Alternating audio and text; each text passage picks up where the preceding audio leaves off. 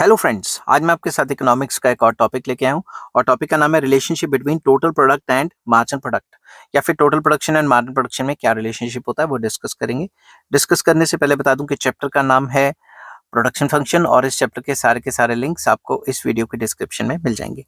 चलिए without wasting any time शुरू करते हैं। The relationship between TP and MP are या इज एज फॉलोज या can be discussed with the help of following points. तो मैंने टेबल और डायग्राम बनाया हुआ है, आपको ये same to same law of variable proportion वाला टेबल एंड डायग्राम है।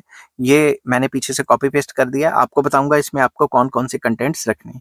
सबसे पहले तो आप एपी को नहीं लिखोगे, आप विदाउट एपी भी ये कर सकते हो। ठीक है, मैं इसको ऐसे करके कर सकता हूँ, इसको थोड़ा सा इधर खिसका देता हूँ, रुको 2 मिनट।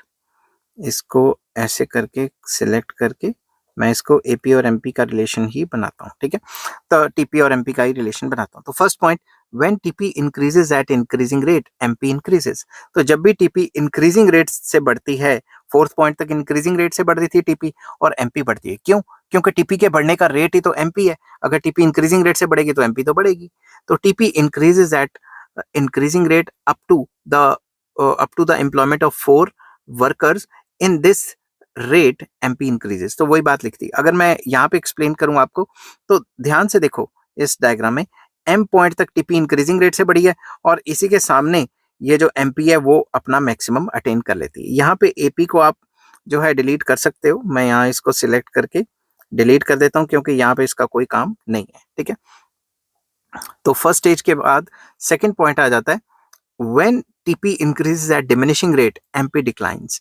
तो इस पॉइंट के बाद, फोर्थ पॉइंट के बाद TP ने डिमिनिशिंग रेट स्टार्ट कर दिया और MP गिरनी शुरू होगी। और यहाँ अगर हम देखें M पॉइंट के बाद ये डिमिनिशिंग रेट स्टार्ट होगी और जैसे ये डिमिनिशिंग रेट स्टार्ट हुई MP गिरनी स्टार्ट होगी। ठीक है, अब TP increases at diminishing rate from the employment of 5 workers up to 8 workers. तो अगर आप देखोगे 8 वर्कर्स तक, इन वर्कर्स तक टीपी डिमिनिशिंग रेट से बढ़ी है। ठीक है, in this range MP is decreasing. MP लगातार डिक्रीज होती जा रही है। अगर आप टेबल के हिसाब से देखेंगे 130 से 160 से गिरती गिरती 40 पहुंच गई। ठीक है, when TP reaches its maximum MP becomes zero. अब आप देखोगे जब भी 9th यूनिट में जो है ये मैक्सिमम हुई और वो जीरो हो गई एमपी। ठीक है, टी पॉइंट के सामने देखोगे जहां टीपी मैक्सिमम है, इसके सामने एमपी जीरो हो गई। तो in our example this occurs when with the employment of 9 units of labor। तो 9th लेबर में देखोगे टीपी मैक्सिमम है और एमपी जीरो हो गई। when TP begins to decline MP becomes negative। जैसे ही टीपी गिरनी स्टार्ट होती है एमपी नेगेटिव हो जाती है। और यहाँ पे 10th और 11th यूनिट में देखोगे टीपी गिर रही है और एमपी नेगेटिव होती जा रही है।